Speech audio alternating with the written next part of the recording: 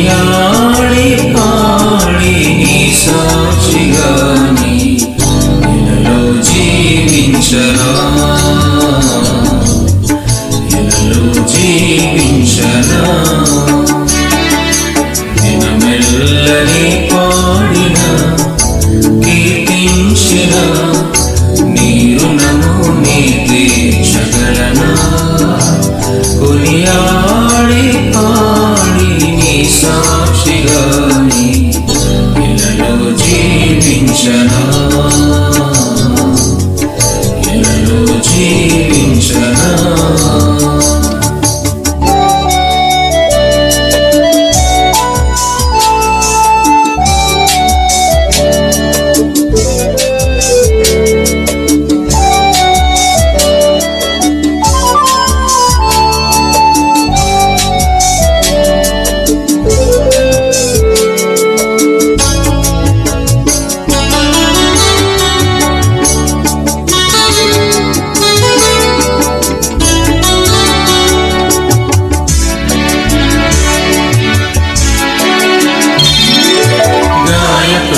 సమయాన మంచి సమరయునిగా నా గాయాలు కడిగిన దేవా, గాయపడిన సమయాన మంచి సమరయునిగా నా గాయాలు కడిగిన దేవా. ఆకలైన వేళలో ఆహారమిచ్చి నన్ను పోషించినావు దేవా, ఆకలైన వేళలో ఆహారమిచ్చి నన్ను పోషించినావు దేవా. నిన్ను విడువను ఎడబాయలని నా, నిన్ను విడువను ఎడబాయలని నా యేసయ్యా. దినమెల్లని పాడిన కీర్తించిన నీ రుణము నీ తీర్చగలనా. కొనియాడి పాడి నీ సాక్షిగా నీ ఇలలో జీవించనా, ఇలలో జీవించనా.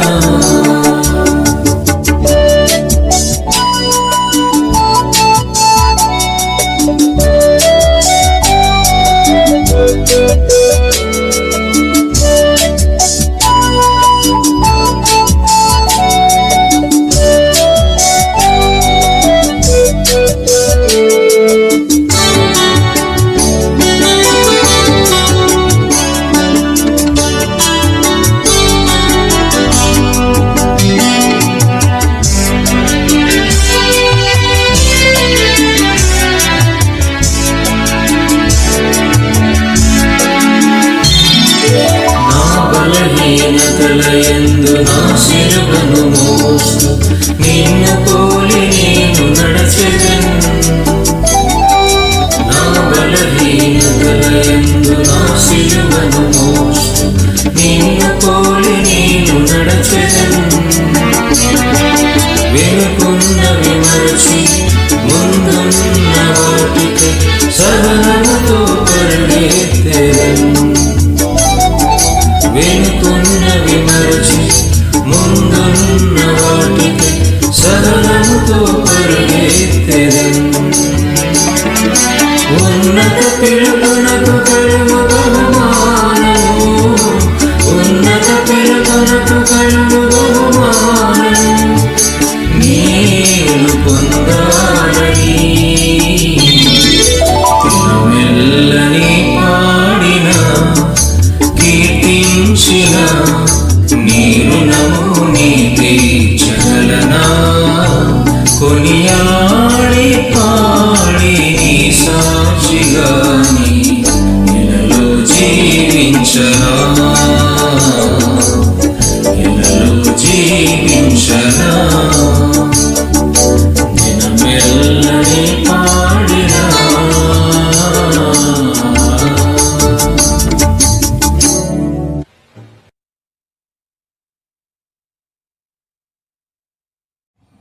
Praise the lord. ప్రార్థన చేసుకుని దేవుని యొక్క వాక్యాన్ని ధ్యానించుకుందాం. పరిశుద్ధుడా, ప్రేమ గల తండ్రి, కృప కలిగిన దేవ, మీకు వందనాలు చెల్లిస్తున్నాం తండ్రి. మా నిరీక్షణకు ఆధారమైనటువంటి దేవుడు అయిన ప్రభువు, మీకు వందనాలు చెల్లిస్తున్నాము. ఎన్నిక లేని వారము, అయోగ్యులమునైనా మీ వైపు చూచుటకు కూడా అర్హత లేని వారము, సమీపింపరాని తేజస్సులో నివసిస్తున్నటువంటి గొప్ప దేవుడు అయినటువంటి తండ్రి, మీకు వందనాలు ప్రభువా. మమ్మల్ని మీరు ప్రేమించి మీరు చూపినటువంటి గొప్ప కృపను బట్టి, మీ దయను బట్టి మీకే కృతజ్ఞత వందనాలు చెల్లిస్తూ, ఈ మాటలు వినబోతున్నటువంటి ప్రతి ఒక్కరిని కూడా బలపరచండి, హృదయంలో ధైర్యాన్ని దయచేయండి, మీ అందరి విశ్వాసంలో పరిపూర్ణులుగా ఎదుగునట్లుగా నాయన దినదిన శక్తిని నాయన మీ వాక్యం ద్వారా నీ బిడ్డలకు అనుగ్రహించమని, నన్ను వింటున్నటువంటి మీ ప్రియ బిడ్డలందరినీ కూడా మీ హస్తాలకు అప్పగించుకుంటూ ప్రభువైన యేసుక్రీస్తు నామమున ప్రార్థించి స్తుతించి వేడుకుంటున్నా తండ్రి, ఆమేన్. Praise the lord. సహవాస బిడ్డలందరికీ ప్రభు పేరిట శుభములు తెలియజేస్తూ ఉన్నాను. దేవుని యొక్క కృప సమాధానము మీ అందరికీ తోడేయును గాక. ఇది నా దేవుని యొక్క వాక్యము నుండి కొలసీలకు రాసిన పత్రిక 1వ అధ్యాయము. అపోస్తులైన పౌలు ద్వారా పరిశుద్ధాత్మ దేవుడు రాయించినటువంటి శ్రేష్టమైనటువంటి విషయాల్ని మనం ధ్యానించుకుందాం. నిజ దేవుడు, మన రక్షకుడు, మన ప్రభువైన యేసుక్రీస్తుని మనము ఎరుగుట ద్వారా దేవుడు మన ద్వారా ఏం చేయాలనుకుంటున్నాడు, ఆ యొక్క ఉద్దేశాన్ని అపోస్తులైన పౌలు ద్వారా దేవుడు తెలియజేస్తున్నాడు. క్రమంగా దేవుని యొక్క వాక్యం నుంచి మనం చూసినట్లయితే 1వ వచనంలో ఆ కుమారుని యందు మనకు విమోచనము అనగా పాప క్షమాపణ కలుగుచున్నది అని ప్రారంభిస్తూ ఉన్నాడు. ప్రభువైన యేసుక్రీస్తు ద్వారా మనకు విమోచన దేవుడు అనుగ్రహించటానికి ఈ మాటలు తెలియజేస్తూ ఉన్నాడు. విమోచన అనే మాటకు అర్థం ఏమిటంటే పాప క్షమాపణ. మొదటిగా మనము విమోచింపబడాలి. రెండవదిగా దేవుని యందు నిరీక్షణ కలిగి ఉండాలి. మూడవదిగా నిరీక్షణ కలిగిన వారే దేవుని ఎదుట నిలవబడగలుగుతారు. మనము విమోచింపబడాలి, దేవుని యందు నిరీక్షణ కలిగి ఉండాలి. నిరీక్షణ ద్వారా సర్వశక్తిమంతుడు, సమీపింపరాని తేజస్సులో నివసిస్తున్నటువంటి దేవుని ఎదుట మనం నిలవబడాలి. అలా నిలవబడ్డానికి దేవుడు మనకి లోకంలో ఇచ్చింది ఏమిటంటే సత్య సువార్త, దేవుని యొక్క వాక్యం. ఈ వాక్యాన్ని మనము ఎప్పటికప్పుడు వింటున్నాం గనుక దానిలో మనము నిలిచి ఉండాలి. అనగా వాక్యం ద్వారా మనకు వచ్చేటువంటి నిరీక్షణలో మనం నిలిచి ఉండాలి. దానిని తెలియచేయటం కొరకు అపోస్తులైన పౌలు ఈ విషయాలు రాస్తూ ఉన్నాడు. మనము ప్రభువైన యేసుక్రీస్తు ద్వారా విమోచింపబడిన వారము. మన పాపములు మనలను నాశనానికి నడిపిస్తూ ఉంటుండగా ఆ శిక్ష నుంచి దేవుడు విడిపించడం కోసం ప్రభువైన యేసుక్రీస్తుని మనకు విమోచనకర్తగా ఆయన పంపాడు ఈ లోకానికి. కనుక తన కుమారుని యందు మనకు విమోచనము అనగా పాప క్షమాపణ కలుగుచున్నది. మొదటి మాట, దేవుని ఎదుట నిలవబడాలి అనుకునే ప్రతి ఒక్కరూ కూడా పాపములు క్షమింపబడిన వారై నిలవబడాలి. అది ఎలా జరుగుతుంది అంటే ఆయన కుమారుని ద్వారా, ప్రభువైన యేసుక్రీస్తు ద్వారా ఈ క్షమాపణ దేవుడు మనకి ఇస్తూ ఉన్నాడు. యేసుక్రీస్తుని ఎందుకు నమ్ముకుంటున్నాము? ఆయన కేవలము పాపుల రక్షకుడనే కాదు గాని ఒక రోజున మనలను దేవుని ఎదుట నిలవబెడతాడు. ఆ నిలవబడేటప్పుడు క్షమింపబడిన వారిగా, మన అపరాధములను బట్టి, మన పాపములను బట్టి మనం చచ్చిన వారమై ఉండగా ప్రభువైన యేసుక్రీస్తు మన కొరకు మరణించాడు అనే వాక్యము నమ్మదగినటువంటి వాక్యం. గనుక మనము విమోచింపబడిన వారము ప్రభువైన యేసుక్రీస్తు ద్వారా. విమోచింపబడిన వారే దేవుని ఎదుట నిలవబడగలుగుతారు. ఆ రీతిగా నిలవబడుటకు మనలో శక్తిని ఇచ్చేది ఏమిటంటే ప్రభువైన యేసుక్రీస్తు క్షమాపణ. మన విమోచకుడైనటువంటి యేసుక్రీస్తు ద్వారా క్షమింపబడుతూనే ఉండాలి. ఏదో ఒక విషయంలో మనం తప్పిపోతూ ఉంటాం. కోపానికి అప్పగించుకుంటాము, ద్వేషానికి అప్పగించుకుంటాము, మన నోటి మాటలలో ఎన్నో దోషాలు కనిపిస్తాయి. విస్తారమైనటువంటి మాటలలో దోషం ఉండక మానదని వాక్యం సెలవిస్తుంది. మనం చూచే వాటిలో కూడా మనకి దోషం కలుగుతూ ఉంటుంది. కనుక విమోచకుడైనటువంటి యేసుక్రీస్తు మనకు విమోచననిచ్చాడు, అనగా మన పాపములకు క్షమాపణ ఆయన అనుగ్రహించాడు అనేది మొదటి విషయం. ఎందుకు ఆయన ద్వారానే క్షమాపణ కలుగుతుంది అంటే, యేసుక్రీస్తు ఏమై ఉన్నాడు, ఆయన ఎవరు అనేది క్లుప్తంగా అపోస్తలుడైన పౌలు కొన్ని మాటల్లో ఆయన గురించి వివరిస్తూ ఉన్నాడు. 15వ వచనంలో మనం చూస్తాం, ఆయన అద్వితీయ దేవుని స్వరూపి అయి సర్వ సృష్టికి ఆది సంభూతుడై ఉన్నాడు. మనలను విమోచించినటువంటి ప్రభువైన యేసుక్రీస్తు ఆయన ఏమై ఉన్నాడట, అదృశ్య దేవుని స్వరూపి అయి ఉన్నాడు. ఆయన సాక్షాత్తు దేవుని స్వరూపుడు. అంత మాత్రమే కాదు కానీ సర్వ సృష్టికి ఆది సంభూతుడై ఉన్నాడు, అనగా సృష్టి అంతటికి మొదట ఉన్నవాడు ఆయన. ఇది మనం గ్రహించాలి ప్రభువైన యేసుక్రీస్తు విషయంలో.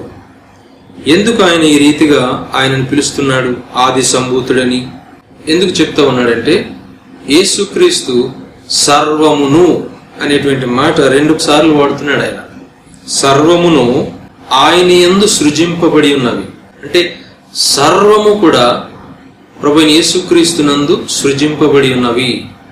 ఎందుకని?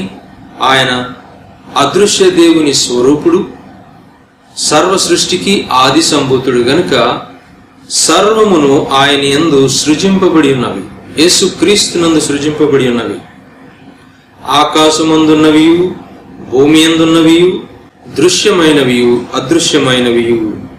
అవి మాత్రమే కాదు గాని సింహాసనములు కాని, ప్రభుత్వములు కాని, ప్రధానులు కాని, అధికారులు కాని, సింహాసనములు కాని, ప్రభుత్వములు కాని, ప్రధానులు కాని, అధికారం కాని, ఏది కూడా ఆయన లేకుండా కలుగలేదు అనే విషయాన్ని మనం గ్రహించాలి. ప్రతి దేశానికి అధికారి ఉన్నాడు, ఆ అధికారికి సింహాసనం ఉంది, ప్రభుత్వాలు ఉన్నాయి, ఆ ప్రభుత్వాల్లో ప్రధానులుగా ఉన్నవారు ఉన్నారు, ప్రధానులుగా ఉన్నటువంటి అనేక మంది అధికారాన్ని కలిగి ఉన్నవారు ఉన్నారు.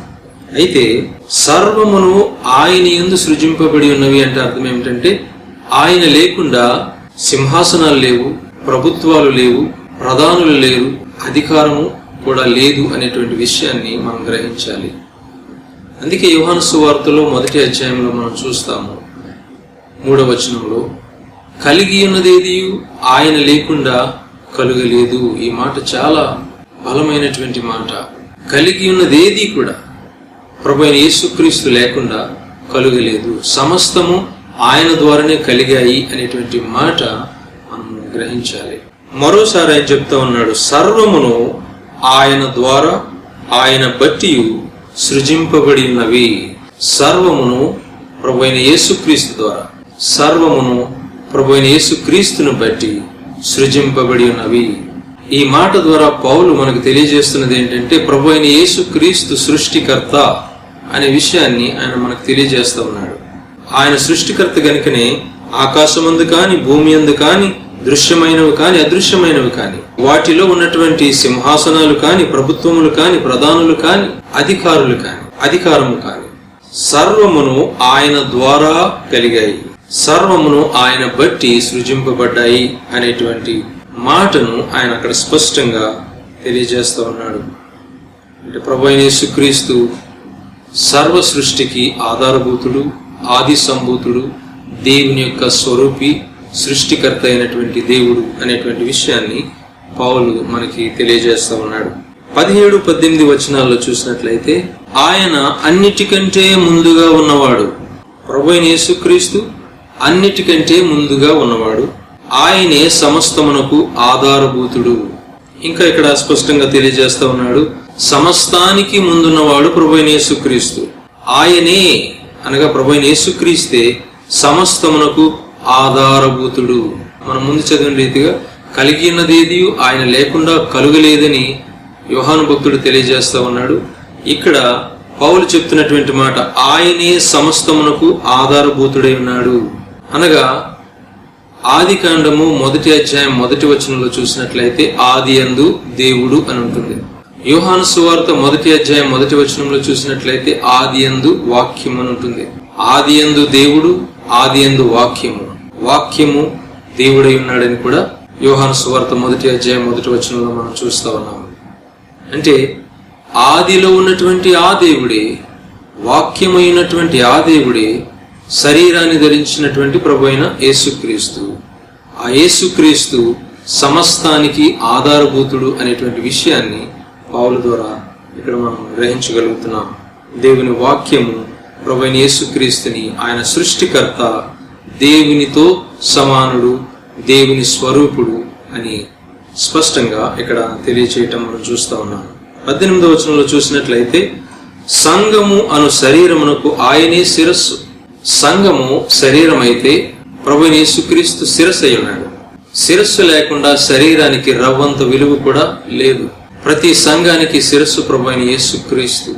ఆ శిరస్సును బట్టే సంఘానికి విలువ, శిరస్సును బట్టే సంఘము అభివృద్ధి పొందుతుంది, శిరస్సును బట్టే సంఘము నడిపింపబడుతుంది, శిరస్సును బట్టే సంఘము పరిశుద్ధతలో ఎదగలుగుతుంది.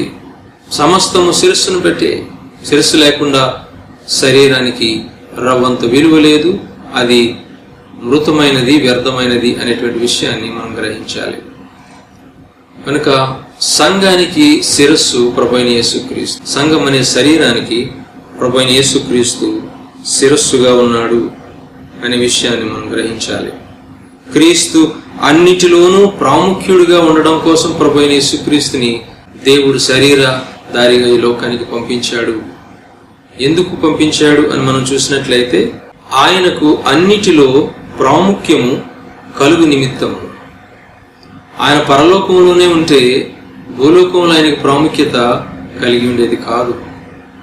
అయితే పరలోకాన్ని విడిచిపెట్టి శరీరధారిగా భూలోకానికి వచ్చాడు గనుక సర్వ శరీరుల మధ్య ఆయనకు ప్రాముఖ్యత కలుగు నిమిత్తము దేవుడి రీతిగా ఏర్పాటు చేశాడు అనే విషయాన్ని కూడా మనం గ్రహిస్తున్నాం. ఆయన ఆది అయ్యుండి మృతులలో నుండి లేచుట ద్వారా ఆది సంభూతుడయ్యాడు. సృష్టికర్తగా ఆదిలో ఉన్నటువంటి ప్రభు అయిన యేసుక్రీస్తు, వాక్యమైనటువంటి ప్రభు అయిన యేసుక్రీస్తు, శరీరమును ధరించినటువంటి ప్రభు అయిన యేసుక్రీస్తు ఈ లోకములో తన శరీరం మీద సర్వలోక పాపాన్ని తన మీద మోసుకొని సిలువలో మరణించాడు. మరణించి తిరిగి లేచుట ద్వారా ఆయనే ఆది సంభూతుడిగా. ఏ విషయంలో ఆది సంభూతుడిగా ఉన్నాడంటే మరణం నుండి లేచిన వారిలో ఆది సంభూతుడిగా ఉన్నవాడు ప్రభు అయిన యేసుక్రీస్తు. ఈ మాట జాగ్రత్తగా గమనించండి. యేసుక్రీస్తు మరణం నుంచి లేపిన వారు అనేకులు ఉన్నారు. తన శిష్యులు కూడా మరణం నుంచి లేపిన వారు ఉన్నారు. అయితే వారి వయసు అయిన తర్వాత వారు మరణించారు. ఆయన ప్రభు అయిన యేసుక్రీస్తు ఎందుకు ఆది సంభూతుడిగా ఉన్నాడు అంటే ఆయన తిరిగి లేచాడు, యుగ యుగములు జీవించుచున్నటువంటి వాడు. అందుకే ఆయన ఆది సంభూతుడిగా పిలువబడ్డాడు. సృష్టిలో ఆయన ఆది సంభూతుడు, మరణాన్ని గెలిచిన వారిలో ఆయన ఆది సంభూతుడు. ఎందుకు ఆది సంభూతుడు అయ్యాడంటే మరణమును గెలిచి లేచి ఆయన తిరిగి మరణమును రుచి చూడనటువంటి వాడు, యుగ యుగములు జీవించుచున్నటువంటి వాడు. అనేక మంది మరణించిన తర్వాత తిరిగి లేచారు, కానీ వారు మరణించారు. తర్వాత ప్రభు అయిన యేసుక్రీస్తు పునరుద్ధానుడైన తర్వాత యుగ సమాప్తి వరకు సదాకాలం నేను మీతో కూడా ఉంటానని తన శిష్యులతో ఆయన చెప్పాడు. అంత మాత్రమే కాదు కానీ యుగ యుగములు సజీవుడనై ఉన్నానని ప్రకటన గ్రంథంలో ఆయన చెప్తున్నాడు. మృతుడనైతిని కానీ ఇదిగో యుగ యుగములు సజీవుడనై ఉన్నాను అని ప్రభు చెప్తా ఉన్నాడు. అందుకే ఆయన ఆది సంభూతుడు. మరణాన్ని గెలిచి తిరిగి లేచి ఇక మరణమే లేని స్థితిలో నిత్యుడగు దేవుడిగా ఆయన తను తాను నిరూపించుకున్నవాడు గనుక ఆది సంభూతుడిగా ఉన్నాడు మరణం నుండి లేచిన వారిలో. 19వ వచనంలో ఆయన యందు సర్వ సంపూర్ణత నివసింపవలననియు, ఆయన అన్నిటిలోనూ ప్రముఖుడిగా ఉండు నిమిత్తము ఆయన యందు సర్వ సంపూర్ణత నివసించుటకును దేవుడు ప్రభు అయిన యేసుక్రీస్తుని లోకానికి పంపించాడు అనే విషయాన్ని మనం గ్రహించాలి.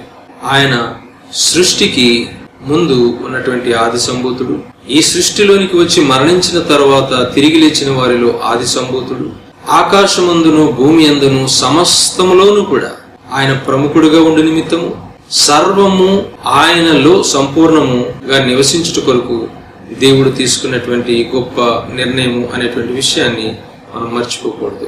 ఇప్పుడు ఆయనలో సర్వము సంపూర్ణత కలిగి ఉండాలంటే యేసుక్రీస్తు చేసినది ఏమిటి? 20వ వచనంలో చూస్తున్నాము, ఆయన శిలువ రక్తం చేత సంధి చేసెను. ప్రభు అయిన యేసుక్రీస్తులో సర్వ సంపూర్ణత నివసింపవలనని దేవుడు ఆశించి కోరి ఆయన ద్వారా అనగా శిలువ రక్తము ద్వారా పరిష్కారము దేవుడు చేశాడు. యేసుక్రీస్తు యొక్క శిలువ రక్తము పరిష్కారాన్ని కలుగజేసింది. ఎటువంటి పరిష్కారం అంటే నరకపాత్రులమైనటువంటి మనలను విమోచించుట కొరకు మన పాపముల నిమిత్తం ఆయన కార్చినటువంటి ఆ శిలువ రక్తము మనలను విమోచిస్తుంది, మన పాపములను క్షమిస్తుంది. అలా క్షమించబడుట ద్వారా సృష్టి యావత్తు ఆయనలో సంపూర్ణముగా నివసించటం కొరకు, సర్వ మానవాళి ఆయనలో సంపూర్ణంగా నివసించుట కొరకు ప్రభువైన యేసుక్రీస్తు సమస్తములోనూ ప్రాముఖ్యత కలిగి ఉండు నిమిత్తం తన రక్తాన్ని శిలువలో కార్చాడు అనే విషయాన్ని మనం మర్చిపోకూడదు. 20వ వచనంలో మనం చూస్తున్నాం, ఆయన ద్వారా సమస్తమును, అవి భూలోకముందున్నవి అయినను పరలోకముందున్నవి అయినను. యేసుక్రీస్తే గనక శిలువలో తన రక్తాన్ని కార్చకపోతే ఈ కార్యం జరిగి ఉండేది కాదు. ఏ కార్యం అంటే ఆయన ద్వారా సమస్తమును, అవి భూలోకముందున్నవి అయినను పరలోకముందున్నవి అయినను, వాటన్నిటినీ ఆయన ద్వారా అనగా యేసుక్రీస్తు ద్వారా తనతో సమాధానపరుచుకునవలనని తండ్రి అయినటువంటి దేవుడు అభిష్టుడాయను అని అక్కడ రాయబడి ఉంది. అభిష్టుడాయను అంటే ఆయన ఎన్నుకున్నాడు, ఇష్టపడ్డాడు. ఇది దేవుని యొక్క నిర్ణయం. ఆయన ఏర్పాటు చేసుకుని ఈ రీతిగా చేయుటలో ఆయన ఇష్టపడ్డాడు. అందుకనే తన కుమారుణ్ణి నలుగుగొట్టుటకు యెహోవాకు ఇష్టమాయనని వాక్యము సెలవిస్తుంది. ఎందుకు ఆయనని సిలువలో ఆ రీతిగా ఆయన నలగగొట్టుటకు ఇష్టపడ్డాడు, ఆయన ప్రాణం పెట్టడానికి దేవుడు అంగీకరించాడు అంటే ఆయన అన్నిటిలోనూ ప్రముఖుడిగా ఉండు నిమిత్తం. ఆయన సృష్టి అయినటువంటి సమస్తము కూడా సంపూర్ణంగా ప్రభువైన యేసుక్రీస్తులో నివసించు నిమిత్తం. ఆ యేసుక్రీస్తు ద్వారా సర్వలోకాన్ని తనతో సమాధానపరుచుకునే నిమిత్తము దేవుడి కార్యాన్ని చేశాడు అని మనము గ్రహించాలి. దేవునితో మనం సమాధానపరచబడాలి అంటే యేసుక్రీస్తు శిలువ రక్తమే మధ్యన ఉండాలి. ఎందుకంటే యేసుక్రీస్తు ఎవరని మనం వాక్యంలో చూస్తున్నాము? ఆయన ఆది సంభూతుడు, ఆయన దేవుని స్వరూపుడు, ఆయన సృష్టికర్త, ఆది యందున్నవాడు, మరణమును గెలిచి లేచిన వారిలో ఆది సంభూతుడు. గనుక దేవుడైనటువంటి క్రీస్తు సమస్తాన్ని తనకు లోపరుచుకొని ఆయన దేవునితో సమాధానాన్ని మనకి కలుగజేస్తా ఉన్నాడు అనే విషయాన్ని మనం ఇక్కడ గమనిస్తున్నాం.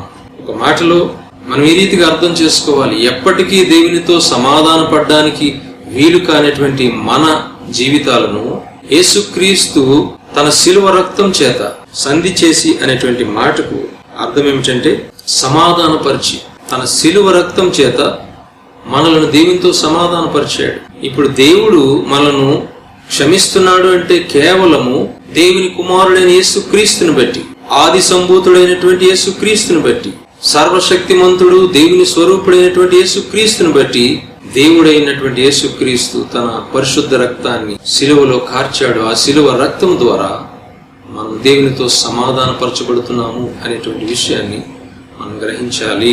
కనుక దేవునితో సమాధానపరచబడినటువంటి మనకు ఒక నిరీక్షణ ఉంది.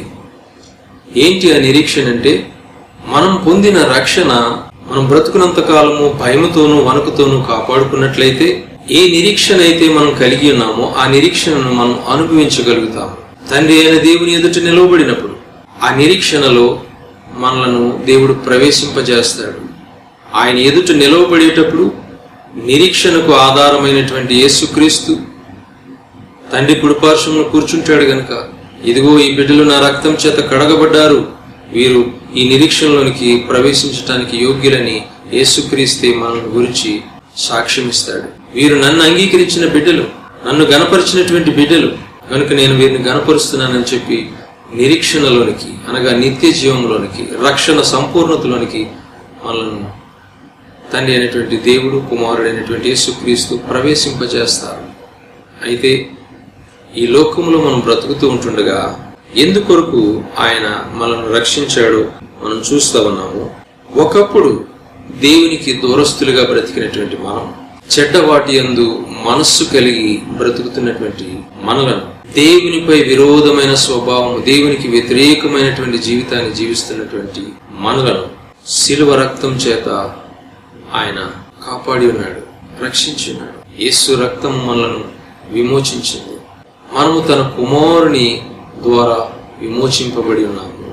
యేసుక్రీస్తు రక్తము ద్వారా విమోచింపబడి ఉన్నాం. మన పాపములు క్షమింపబడి ఉన్నవి. ఇది మనం గ్రహించాలి. క్షమింపబడినటువంటి మనం ఈ భూమి మీద ఎలాంటి నిరీక్షణతో బ్రతకాలి అంటే, నా తండ్రి ఎదుట నేను ఒక రోజున నిలవబడాలి, ఆయన సన్నిధానంలో నన్ను నిలవబెట్టడానికి కొరకే దేవుడు నన్ను రక్షించాడు, ఆయనతో యుగయుగాలు జీవించుట కొరకే దేవుడు నన్ను రక్షించాడు అని ఎవరైతే గ్రహిస్తారో ఈ లోకంలో వారు ఎలా ఉంటారు అని మనం చూసినట్లయితే, ఆయన సన్నిధానంలో నిలబెట్టడం కోసము ఆయన పిలుచుకున్నాడు గనుక ఈ భూమి మీద మనల్ని ఏం చేస్తున్నాడు? ఆయన పరిశుద్ధులుగాను, నిర్దోషులుగాను, నిరపరాధులుగాను మనం ఉండాలి. యేసుక్రీస్తు యొక్క ఆశ ఏమిటంటే మనల్ని కూడా దేవుని ఎదుట నిలవబెట్టాలి. ఆయన మనల్ని ఎలా నిలవబెట్టాలని ఆశపడుతున్నాడు?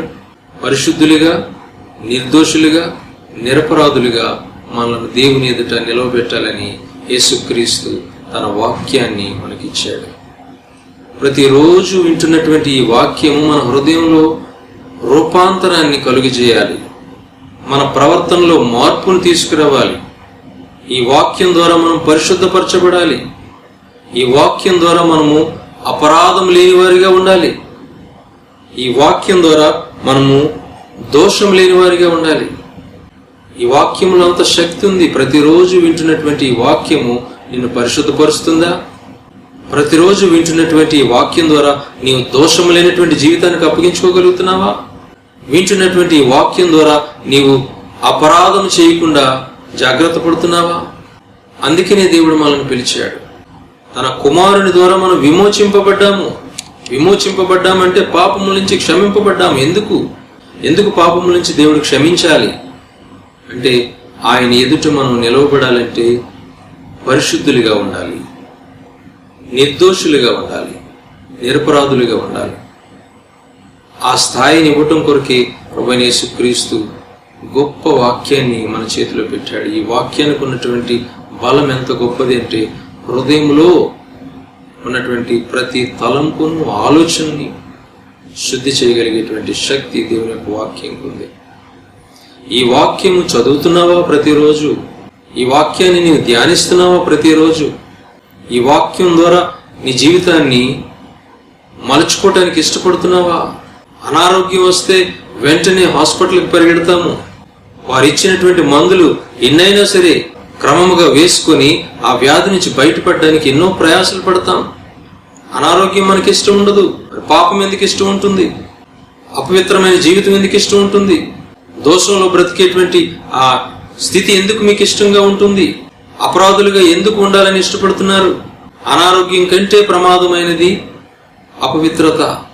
అనారోగ్యం కంటే ప్రమాదకరమైనది దోషములతో కూడినటువంటి జీవితము. అనారోగ్యం కంటే ప్రమాదకరమైనది అపరాధ భావంతో బ్రతకటం. వాటి నుంచి విడుదల పొందాలనేటువంటి ఆశ ఎవరిలో ఉంటుందో వారు పరిశుద్ధులుగా ఉంటారు, నిర్దోషులుగా ఉంటారు, నిరపరాధులుగా ఉంటారు. అలాంటి వారిని తండ్రి అయిన దేవుని ఎదుట నిలవబెట్టడం కొరకు సంఘాన్ని ఇచ్చాడు, సహవాసాన్ని ఇచ్చాడు, వాక్యాన్ని ఇచ్చాడు, పోషిస్తూ ఉన్నాడు దేవుడు. రక్షణ పొంది కూడా దేవునిలో ఎదగకుండా దూరంగా బ్రతుకుతున్న వారు ఎంతమంది క్రైస్తవ్యంలో ఉన్నారు. ఒకప్పుడు దూరస్తులుగా బ్రతికాం దేవునికి. అయితే ఇప్పుడు ఆయన మనల్ని విమోచించాడు కదా, మన పాపములను క్షమించాడు కదా. ఇంకా మనము ఆ పాప రోత బ్రతుకునకు ఎందుకు అప్పగించుకోవాలి అనే ప్రశ్న ప్రతి ఒక్కరిలోనూ ఉండాలి. నేను దేవునికి విరోధంగా ఒకప్పుడు బ్రతికాను. నా మనసులో ఉన్నటువంటి చెడ్డ తలంపులకు నన్ను నేను అప్పగించుకున్నాను. అయితే ఇప్పుడు ఆయన నన్ను కడిగి పవిత్రపరిచి శిలువ రక్తం చేత నన్ను దేవునితో సమాధానపరిచి పరిశుద్ధంగా ఉండటం కొరకు, నిర్దోషంగా ఉండటం కొరకు, నిరపరాధిగా ఉండడం కొరకు ఆయన నన్ను రక్షించాడు కనుక నేను ఆయన కొరకు బ్రతుకుతాననేటువంటి తీర్మానం మనలో ఉండాలి. మనం నిరీక్షిస్తున్నటువంటి విశ్వాసులం దేని కొరకు నిరీక్షిస్తున్నామంటే, ప్రభు రాకడ కొరకు నిరీక్షిస్తున్నాము. ఆయన వచ్చి ఏం చేస్తాడంటే మనల్ని అందరినీ తండ్రి ఎదుటకు తీసుకుని వెళ్తాడు. ఆయన తీసుకుని వెళ్ళేటప్పుడు మనము పరిశుద్ధంగా, నిర్దోషముగా, నిరపరాధులుగా నిలబడగలుగుతామా? అలా నిలబడగలగాలంటే ప్రతిరోజు వింటున్న వాక్యం ద్వారా నీ ప్రవర్తనలో మార్పు కలగాలి. నీ ప్రవర్తన అంతటిని కూడా దేవునికి అప్పగించుకోవాలి. ఎప్పుడైతే మన ప్రవర్తనలో మనం దేవునికి లోబడతామో మన సమస్త ప్రవర్తనను పరిశుద్ధపరుస్తాడు దేవుడు. తన వాక్యం ద్వారా, తన పరిశుద్ధాత్మ ద్వారా, ఆయన సన్నిధి ద్వారా. దేవుని సన్నిధానంలో నిలవబడాలంటే ఈ భూమి మీద బ్రతుకుతూ ఉంటుండగానే ఆయన వాక్యం ద్వారా మనం ప్రక్షాళన చేయబడాలి. ఆయన వాక్యం ద్వారా మనం పవిత్రపరచబడాలి. నిష్కలంకులుగా, నిందలేని వారిగా, పవిత్రులుగా మనము దేవుని కొరకు జీవించడం కొరకు ఆయన మనల్ని పిలుచుకున్నాడు. ఒకవేళ అది నీ జీవితంలో జరగటం లేదంటే యేసుక్రీస్తుని ఇంకా విమోచించలేదు. విమోచన అంటే ఏంటో వాక్యంలో మనం మొదటనే చూస్తున్నాము. పాప క్షమాపణ, ఇది విమోచన. యేసుక్రీస్తు నిన్ను విమోచించాడా?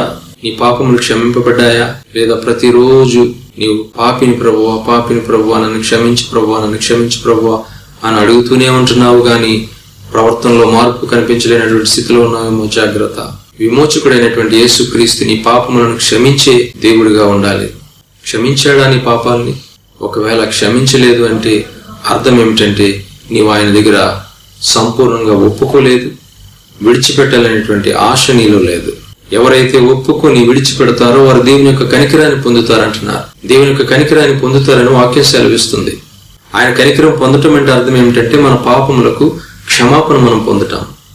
క్షమాపణ పొందిన వారు దేవుని ఎదుట మనం ఎలా నిలవబడాలి అని వాక్యం సెలవిస్తుందంటే పరిశుద్ధులుగాను, నిర్దోషులుగాను, నిరపరాధులుగాను మనం ఆయన ఎదుట నిలవబడాలి. అలా నిలవబడుట కొరకు దేవుడు ప్రతిరోజు తన వాక్యాన్ని మనకి వినిపిస్తా ఉన్నాడు మన చెవుల్లో. వింటున్న వాక్యాన్ని బట్టి నీలో విశ్వాసం అభివృద్ధి పొందుతుందా? విశ్వాసం అభివృద్ధి పొందినట్లయితే విన్న దానిని బట్టి నీ జీవితాన్ని నీవు కట్టుకుంటావు. వాక్య ప్రకారంగా జీవించడానికి అప్పగించుకుంటావు. డాక్టర్ మందులు ఇస్తే దాన్ని వాడడం ఎలా ప్రారంభిస్తావో, వాక్యం నీతో మాట్లాడుతుంటే దాని ప్రకారంగా జీవించడానికి కూడా నీవు అప్పగించుకుంటావు. మందు వాడితే అనారోగ్యం పోతుంది, వాక్యానికి లోబడితే నీలో ఉన్నటువంటి పాపం పోతుంది. ఎప్పుడైతే పాపం మనలోంచి పోతుందో పవిత్రంగా మనం దేవుని కొరకు జీవించగలుగుతాం, నిర్దోషులుగా బ్రతకగలుగుతాం, నిందలేని వారిగా, నిరపరాధులుగా మనం బ్రతకగలుగుతాం. అలాంటి వారిని ప్రభువైన యేసుక్రీస్తు తండ్రి ఎదుట నిలవబెడతాడు. ఎందుకంటే మన నిరీక్షణ ఏమిటంటే తండ్రి అయిన దేవుని రాజ్యంలోనికి ప్రవేశించాలనేటువంటి నిరీక్షణ. వాక్యం అటువంటి నిరీక్షణ మన జీవితంలో కలుగు చేస్తూ ఉంది. నీవు దేవునికి దూరస్తురాలు కాదు, దేవునికి దూరస్తుడు కాదు. ఆయన నిన్ను ప్రేమిస్తున్నాడు. నీకు సమీపంగా ఉన్నటువంటి దేవుడు. తనకు మొరపెట్టు వారికి, తనకు నిజముగా మొరపెట్టు వారికి ఆయన సమీపంగా ఉన్నాడని వాక్యం సెలవిస్తుంది. సమీపంగా ఉన్నటువంటి ఆ ప్రభువుని నీవు సమీపించి నీ సమస్యలను, నీవు ఎదుర్కొంటున్నటువంటి శోధనలను, నీ బలహీనతలను, పాపాన్ని జయించలేనటువంటి భ్రష్టపు అలవాట్లను ప్రభువు దగ్గర ఒప్పుకొని, ప్రభువా నాకు శక్తి దయచేయండి, మీ ఎదుట నేను నిలవబడాలనుకుంటున్నాను, మీ పరలోక రాజ్యంలోకి నేను చేరాలనుకుంటున్నాను, ఈ నిరీక్షణ నాలో కలుగు చేయండి ప్రభువా అని ప్రార్థించాలి మనం. ఎందుకంటే యేసుక్రీస్తు మానవుడు కాదు, సాక్షాత్తు ఆయన దేవుడు, సృష్టికర్త, ఆది సంభూతుడు, మృతుల్లో నుంచి లేచిన వారిలో ఆది సంభూతుడు. ఆయనే సమస్తానికి ఆధారభూతుడు. సమస్తము ఆయన ద్వారా, ఆయనను బట్టి కలిగి ఉన్నవి, సృజింపబడి ఉన్నవి అనే విషయాన్ని గ్రహించినట్లయితే దేవుడైనటువంటి యేసుక్రీస్తు నీ కొరకు ప్రాణం పెట్టాడు. ఆ దేవుని నువ్వు నమ్ముకుంటే నీవు రక్షింపబడతావు, నీ పాపములు క్షమింపబడతాయి. విశ్వాసం ద్వారా నీ పాపాలని దేవుడు క్షమిస్తాడు. అయితే క్షమింపబడినటువంటి మనము పరిశుద్ధులుగా బ్రతకటం కోసం, నిర్దోషులుగా బ్రతకటం కోసం, నిరపరాధులుగా బ్రతకటం కోసం తన వాక్యం ద్వారా ప్రతిరోజు దేవుడు మాట్లాడుతూనే ఉన్నాడు. ఏదో రీతిగా దేవుడు మాట్లాడుతూనే ఉన్నాడు. మనము వాక్యాన్ని విని ప్రైజ్ ది లార్డ్, హల్లెలూయా, ఆమేన్ అని అనటం కాకుండా ఆ వాక్య ప్రకారంగా జీవించాలనేటువంటి తృష్ణ మనలో ఉండాలి. అనారోగ్యం పోగొట్టుకోవడానికి ఎన్ని ప్రయాసలు పడతాం మనం. ఆ అనారోగ్యాన్ని బాగు చేసి ఏ హాస్పిటల్కైనా పరిగెడతాం, ఎంత డబ్బైనా ఖర్చు చేస్తాం. ఈ ఆశ పవిత్రతలో నీకు ఎందుకు ఉండటం లేదు? ప్రియ దేవుని బిడ్డలారా, వాక్యం చాలా బలమైనటువంటి వాక్యం, సజీవమైనటువంటి వాక్యం, రెండంచులు గల వాడిగలిగినటువంటి ఖడ్గము లాంటిది దేవుని యొక్క వాక్యం. అది ప్రాణాన్ని, ఆత్మను, మూలుగులను విభజించినంత మట్టుకు దూర్చు, మన హృదయం యొక్క తలంపులను, ఆలోచనలను పరీక్షిస్తుంది, పరిశోధిస్తుంది అనేటువంటి విషయాన్ని గ్రహించాలి. అంత శక్తి కలిగినటువంటి వాక్యాన్ని వింటూ ఇంకా అదే జీవితాన్ని నీవు జీవిస్తున్నట్లయితే, ఇంకా దేవునికి విరోధమైన జీవితాన్ని నీవు జీవిస్తున్నట్లయితే, ఒక్క మాటలో చెప్పాలంటే దేవుని మీద నీకు భయం లేదు, భక్తి లేదు. పరలోక రాజ్యానికి వెళ్ళాలనేటువంటి ఆశే నీకు లేదు. ఉన్నట్లయితే ఖచ్చితంగా వాక్య ప్రకారంగా జీవించడానికి అప్పగించుకుంటావు. కొందరు దేవుని వాక్యానికి అప్పగించుకునే జీవితంలో ఎన్నో మార్పులు వ్యక్తిగతంగా వారు కలిగి ఉన్నటువంటి మంచి సాక్ష్యం కలిగిన వారు విశ్వాసులు ఉన్నారు సహవాసంలో. అయితే ఈ వాక్యం వింటున్న వారిలో అలాంటి వారిని బట్టి నేను దేవుని స్తుతిస్తున్నాను. ఒకవేళ నీవు ఇంకా అపవిత్రంగానే బ్రతుకుతున్నట్లయితే, దోషంలోనే బ్రతుకుతున్నట్లయితే నీ సంగతి ఏమిటి? బాప్తిజం పొందిన తర్వాత కూడా, ఇంకా నమ్మి బాప్తిజం పొందిన తర్వాత కూడా ఈ రక్షణలో నేను ముందుకు వెళ్ళాలి, నా దేవుని ఎదుట నేను నిలవబడతాను, ఆయన సన్నిధి నాకు కావాలి అనేటువంటి ఆశ ఒకవేళ నీవు కోల్పోయినట్లయితే ఈ మాటలు వింటుండగా తిరిగిరా, ప్రభు పిలుస్తూ ఉన్నాడు. నీ భారం ఏదైనా సరే ప్రభు దగ్గరికి రా. నీ తప్పులు దేవుని దగ్గర ఒప్పుకో. ఒక నూతనమైన ప్రారంభము నీవు ప్రారంభించు. ప్రభువా, ఇక మీదట నేను పాపములో బ్రతకక, దోషములో బ్రతకకుండా నీతో నేను బ్రతుకుతాను నాయన. నీవు నా విమోచకుడవు, నా పాపములను క్షమించినటువంటి ప్రభువు. నీ శిలువ రక్తం చేత నన్ను దేవునితో తిరిగి సమాధానపరచు ప్రభువా అని నీవు దేవుణ్ణి అడగలుగుతావా? ఒకవేళ అడిగినట్లయితే నీవు ప్రార్థిస్తుండగానే దేవుడు క్షమిస్తాడు. నీ పాపములన్నింటినీ ఆయన క్షమిస్తాడు. తూర్పుకి పడమట ఎంత దూరమో ఆయన మన అతిక్రమములను మన నుండి అంత దూరపరిచి ఉన్నాడని వాక్యం సెలవిస్తుంది. నీ ఒప్పుకుంటే చాలు, నీ పాపములను నీ నుండి ఆయన అంత దూరం చేసి శిలువ రక్తం చేత నిన్ను శుద్ధి చేసి పవిత్రురాలిగా, నిర్దోషిగా, పవిత్రుడిగా, నిర్దోషిగా తన వాక్యం ద్వారా చేస్తాడు. ఎందుకు మనం ఈ క్రైస్తవ జీవితాన్ని జీవిస్తున్నాం? వేషధారులుగా బ్రతకటం కోసం కాదు, పరిశుద్ధులుగా బ్రతకటం కోసం. వాక్యము దేవుడు అందుకని ఇచ్చాడు. దేవా, నీ ఎదుట నేను పాపము చేయకుండానట్లు నా హృదయంలో నీ వాక్యాన్ని పెట్టుకున్నానని కీర్తనకారుడు అంటున్నాడు. ఎవరి హృదయంలో వాక్యం నివసిస్తుందో వారు దేవుని ఎదుట పాపము చేయరు, పాపము చేయజాలరు. ఎందుకంటే దేవుని యొక్క బీజము అయినటువంటి వాక్యము మన హృదయంలో ఉంది. ఆ వాక్యం కొరకు నీవు ఆశపడుతున్నావా? పరిశుద్ధత కొరకు దేవుని వాక్యాన్ని ప్రతిరోజు నీ హృదయంలో పెట్టుకో. ఉదయాన్నే వాక్యాన్ని హృదయంలో నింపుకో, మధ్యాహ్నం వాక్యాన్ని హృదయంలో నింపుకో, రాత్రి వాక్యాన్ని హృదయంలో నింపుకో. సమయమనక అసమయమనక దేవుని యొక్క వాక్యాన్ని నింపుకుంటూనే ఉండు. ఆ వాక్యము నీ హృదయంలో నివసించడం ద్వారా నీవు పవిత్రంగా బ్రతకగలుగుతావు. ఎందుకంటే వాక్యం ఎవరై ఉన్నారు?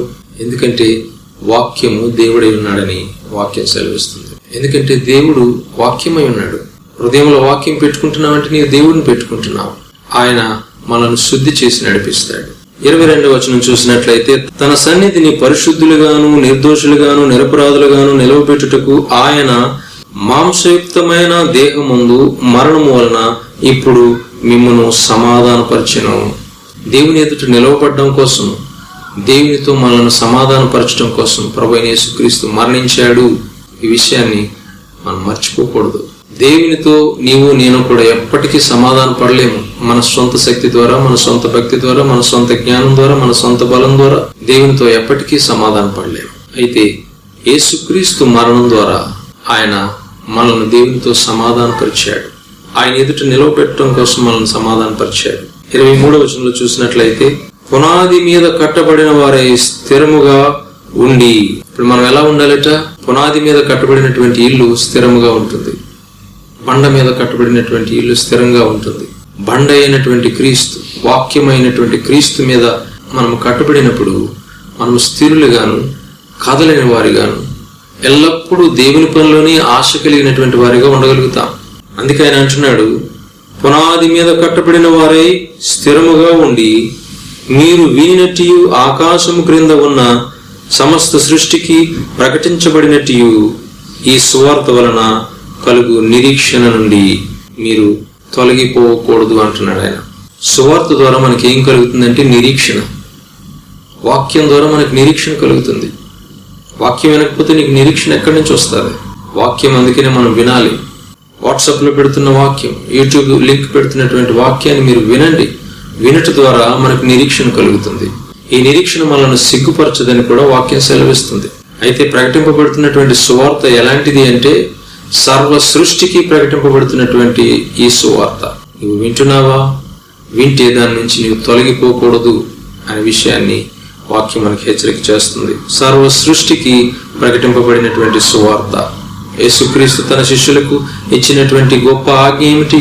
మీరు సర్వలోకానికి వెళ్ళి సర్వ సృష్టికి సువార్తను ప్రకటించండి అని ప్రభు చెప్పాడు. కనుక ఈ సువార్త సర్వ సృష్టికి ప్రకటింపబడుతుంది, నీకు ప్రకటింపబడింది. ఈ సువార్త ద్వారా మనకు నిరీక్షణ, నిత్య జీవం గురించినటువంటి నిరీక్షణ. ఈ నిరీక్షణలో నుంచి మనం తప్పిపోకూడదు, వాక్యం నుంచి తప్పిపోకూడదు. వాక్యం ద్వారా వచ్చినటువంటి నిత్య జీవం గురించినటువంటి నిరీక్షణ నుంచి కూడా మనం తప్పిపోకూడదు. అలా తప్పిపోకుండా ఉండాలంటే వాక్యం ఏం చెప్తుందో ఆ వాక్యాన్ని బట్టి మన జీవితాన్ని మనం కట్టుకోవాలి. ఈ పునాది మీద మన జీవితాన్ని కట్టుకోవాలి. అలా కట్టుకున్న వారిని గురించి ఆయన చెప్తా ఉన్నాడు, మీరు ఈ నిరీక్షణ నుంచి తొలగిపోకుండా విశ్వాసముందు నిలిచి ఉండిన యెడల ఇది మీకు కలుగును అంటున్నాడు. ఇది మీకు కలుగును అంటే నిరీక్షణలోనికి మనం ప్రవేశిస్తాము. విశ్వాసములో నిలిచి ఉండాలి. విన్న వాక్యాన్ని బట్టి మనం విశ్వాసంలో నిలిచి ఉండాలి. విశ్వాసంలో నిలిచి ఉండడం అంటే అర్థం ఏమిటి? ప్రార్థన యందు, వాక్యమందు, సహవాసమందు, రొట్టె విరుచుట యందు నీవు స్థిరముగా ఉండాలి. ప్రతిరోజు వింటున్న వాక్యాన్ని బట్టి నీ జీవితాన్ని నువ్వు కట్టుకోవాలి. వాక్యం అనేటువంటి పునాది మీద నీవు కట్టబడుతూ ఆ వాక్యం ద్వారా వచ్చేటువంటి నిరీక్షణ నుంచి తప్పిపోకుండా విశ్వాసంలో నిలిచి ఉండి మనము ముందుకు సాగినట్లయితే ఆ నిరీక్షణలోనికి మనం ప్రవేశిస్తాము, పరలోకంలోనికి మనం ప్రవేశిస్తాము, దేవుని ఎదుట నిలవబడగలుగుతాము. ప్రభువైన యేసుక్రీస్తుని బట్టి పరిశుద్ధులుగాను, దోషం లేని వారిగాను, నిరపరాధులుగా మనం ఆయన ఎదుట నిలవబడతాం. అలా నిలబెట్టు కొరకే యేసుక్రీస్తు తన ప్రాణాన్ని పెట్టాడు అని మనం గ్రహించాలి. కడగబడ్డావా యేసుక్రీస్తు రక్తంలో? శిలువ రక్తం చేత నీవు దేవునితో సమాధానపరచబడుతున్నావా? యేసుక్రీస్తు శిలువ రక్తం ద్వారా తప్ప దేవునితో నీవు ఏ రీతిగా కూడా సమాధాన పడలేవు. దేవునితో సమాధానం పడాలి అంటే యేసుక్రీస్తు శిలువలో కార్చినటువంటి రక్తం ద్వారా మాత్రమే సాధ్యం. యేసుక్రీస్తు శిలువ రక్తం క్రిందకు మనం రావాలి. ఆయన రక్తం ద్వారా దేవుడు మనల్ని సమాధానపరుచుకున్నాడు. ఎందుకనంటే ప్రభువైన యేసుక్రీస్తు అదృశ్య దేవుని యొక్క స్వరూపి. ప్రభువైన యేసుక్రీస్తు సర్వ సృష్టికి ఆది సంభూతుడు. ప్రభువైన యేసుక్రీస్తు మరణం నుండి లేచిన వారిలో ఆది సంభూతుడు. ఆకాశమందు కాని, భూమి మీద కాని, సింహాసనములు, ప్రభుత్వములు, ప్రధానులు, అధికారంలో ఉన్నవారు అందరూ కూడా ఆయన ద్వారా, ఆయనను బట్టి కలుగజేయబడ్డారు. కలిగి ఉన్నదేది ఆయన లేకుండా కలుగలేదు. గనుక సాక్షాత్తు దేవుడు నీ కొరకు కార్చిన రక్తము గనుక ఆ రక్తం ద్వారానే మనము దేవునితో సమాధానపరచబడతాం. యేసుక్రీస్తు రక్తంలో అంత శక్తి ఉంది. ఎందుకంటే అది మానవుని రక్తం కాదు, ఆది సంభూతుడైనటువంటి యేసుక్రీస్తు యొక్క రక్తం, దేవుని యొక్క రక్తం. ఆ రక్తం చేత కడగబడడానికి ఇష్టపడుతున్నావా? నీ పాపములు క్షమింపబడ్డాయా? ఒకవేళ క్షమింపబడకపోతే అపవాది చేత ప్రేరేపింపబడి శోధనలకు, పాప జీవితానికి, బలహీనతలకు నిన్ను అప్పగించుకునేటువంటి స్థితిలో ఉంటే దేవుని దగ్గరికి రా, శుద్ధీకరింపబడు. ఎందుకంటే మనం దేవుని ఎదుట నిలవబడాలంటే ఎలా నిలవబడాలి? పరిశుద్ధులుగాను, నిర్దోషులుగాను, నిరపరాధులుగా నిలవబడాలి. దోషిగాను, అపవిత్రుడిగాను నీవు దేవుని ఎదుట నిలవబడితే అక్రమం చేయవాళ్ళను నా ఎదురు నుండి తొలగిపోండి అని దేవుడు చెప్తాడు. అలాంటి వారు నిత్య నరకానికి వెళ్ళిపోతారు. నీ గురించి దేవుడు ఆ మాట అనడానికి వీల్లేదు.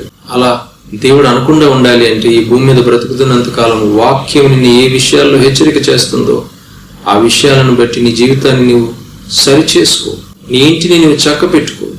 నీ దేహాన్ని నీవు పరిశుద్ధంగా కాపాడుకో. పాపం చేయటం చాలా సులువు. పరిశుద్ధంగా ఉండాలంటే దేవుని మాటకు లోబడాలి. పాపం చేసేవారు సాతాను మాటకు లోబడుతున్నారు. పరిశుద్ధంగా ఉన్నవారు దేవుని మాటకు లోబడుతున్నారు. నీవెవరి మాటకు లోబడుతున్నావు? విమోచకుడైనటువంటి యేసుక్రీస్తు మాటకు లోబడినట్లయితే ఆయన మనలను దేవుని ఎదుట నిలవబెడతాడు. ఆ నిలవబడేటువంటి శక్తిని ప్రభువైన యేసుక్రీస్తు మనకిస్తాడు. అలా నిలవబడగలిగే వారు ఎవరు ఈ లోకంలో అంటే ప్రతిరోజు దేవుని వాక్యానికి అప్పగించుకున్నవారు. ఈ మాటలు వింటుండగా దయచేసి అంత్యకాల దినాల్లో ఉన్నాము. హఠాత్తుగా మరణాలు సంభవిస్తున్నటువంటి కాలము, మరణదూత ప్రతి ఇంటిని దర్శిస్తున్నటువంటి దినాల్లో మనం ఉన్నాము. ఎప్పుడు ఏం సంభవిస్తుందో చెప్పలేము. మరణం అందరి గృహాల్లోనికి ప్రవేశించడానికి ప్రయత్నిస్తుంది. నీ గృహంలోనికి రాకుండా నీవు జాగ్రత్త పడాలి. గొర్రె పిల్ల రక్తం, యేసుక్రీస్తు రక్తం నీ ఇంటిలో ఉందా? శిలువ రక్తం నీ ఇంటిలో ఉందా? శిలువ రక్తం నీ వంటిలో ఉందా? ఒకవేళ లేకపోతే మరణదూత నిన్ను మృంగి వేస్తుంది. జాగ్రత్త. భయపెట్టడం కోసం కాదు, కానీ వింటూ ఉంటుండగా మన మనసు మార్చుకోవాలని దేవుడు తన వాక్యాన్ని మనకి అందిస్తూ ఉన్నాడు. నిజమైన దేవుడైనటువంటి యేసుక్రీస్తు మనలను దేవుని సన్నిధానంలో నిలవబెట్టుట కొరకు తన రక్తాన్ని కార్చాడు. ఆ రక్తం ద్వారా మన పాపములు క్షమింపబడ్డాయి. సర్వలోకానికి ప్రకటింపబడినటువంటి ఈ సువార్త ఈ రోజున నీవు వింటున్నావు. వినదానిని బట్టి నీ హృదయానికి విశ్వాసం రావాలి. పరలోక రాజ్యం కొరకు నిరీక్షణ రావాలి. ఆ నిరీక్షణను నీవు కాపాడుకోవాలి. అప్పుడు మనం పరలోక రాజ్యంలోకి ప్రవేశించగలుగుతాం. ఈ గొప్ప ఆశీర్వాదకరమైనటువంటి నిరీక్షణలోనికి ప్రవేశించాలనేటువంటి ఆశ నీలో ఉందా? ఇంతవరకు నీవు ప్రభువుకు విరోధంగా బ్రతికినట్లయితే, నీ మనస్సుకు నచ్చినట్లుగా నీవు బ్రతికినట్లయితే, దేవుని పైన విరోధ భావంతో నీవు బ్రతికినట్లయితే ప్రభు దగ్గరికి రా. నీ పాపములను ఒప్పుకో. ఆయన నేను క్షమిస్తాడు. ఆయన నీ విమోచకుడు. నీ పాపం క్షమించడం కొరకే ఆయన శిలువలో రక్తాన్ని కార్చాడు. మనం దేవుని ఎదుట నిలవబడడానికి ఇష్టపడదాం, సిద్ధపడదాం. వాక్యానికి మన జీవితాన్ని అప్పగించుకుందాం. May god bless you. దేవుడు మిమ్మల్ని దీవించి ఆశీర్వదించును గాక. ప్రార్థన చేసుకుందాం. పరిశుద్ధుల ప్రేమగల తండ్రి, కృపగలిగిన దేవ, మీకు వందనాలు నాయన. సర్వశక్తిమంతుడవు దేవుడు అయినటువంటి యేసయ్యా, మీకు వందనాలు చెల్లిస్తున్నాము. మీ మరణం ద్వారా, మీ శిలువ రక్తం ద్వారా దేవునితో మమ్మల్ని సమాధానపరుచుకున్నారు. మీరు అన్నిటిలోనూ ప్రాముఖ్యమైనటువంటి దేవుడవు, సంఘానికి శిరస్సుగా ఉన్నవాడవు. సమస్తము సంపూర్ణంగా మీ అందే నివసించుచున్నది. నీవన్నిటికీ ఆధారభూతుడవై ఉన్నావు తండ్రి. నిన్ను బట్టి మేము తండ్రితో సమాధానపరచబడడం మాత్రమే కాదు, కానీ ఆ తండ్రి ఎదుట ఒక దినాన్ని నిలవబడతాము. మమ్మలను పరిశుద్ధులుగాను, నిర్దోషులుగాను, నిరపరాధులుగాను మీ రక్తమును బట్టి మీరు నిలవబెట్టబోతున్నందులకు మీకు వందనాలు చెల్లిస్తూ, నిరీక్షణ కలిగిన ప్రతి ఒక్కరిని కూడా మీరు ఇంకా బలపరచండి. వాక్యం ద్వారా వారిని ఆదరించండి. మీ శక్తి చేత నింపండి. ఒకవేళ ఎవరైనా రక్షణ పొందలేని స్థితిలో ఉంటే వారిని మీ మాటల ద్వారా దర్శించండి. పరిశుద్ధాత్మ తండ్రి వారిని ఒప్పింపచేయండి. పాపమును గురించి, నీతిని గురించి, తీర్పుని గురించి వారిని ఒప్పింపచేయండి. మీ ఎద్దుకు రావడానికి సహాయం చేయండి. మీ అందు నిరీక్షించిన వారిని సిగ్గుపడనేనని చెప్పినటువంటి ప్రభువా, మీకే మహిమ చెల్లిస్తూ, సహవాస బిడ్డలందరూ కూడా ఈ గొప్ప ఆశీర్వాదకరమైనటువంటి నిరీక్షణలో బ్రతకటానికి సహాయం చేయమని యేసుక్రీస్తు నామంలో ప్రార్థించి స్తుతించి వేడుకుంటున్నాను తండ్రి. ఆమేన్. మన తండ్రి అయిన దేవుని ప్రేమ, ప్రభువైన యేసుక్రీస్తు కృప, పరిశుద్ధాత్మ తండ్రి అన్యోన్య సహవాసము ఈ మాటలు వినిన ప్రతి ఒక్కరిని నిరీక్షణలో బ్రతికే వారిగా కాపాడి భద్రపరిచి నడిపించును గాక. Amen. Praise the lord. God bless you. దేవుడు మిమ్మల్ని దీవించును గాక. ఆమేన్.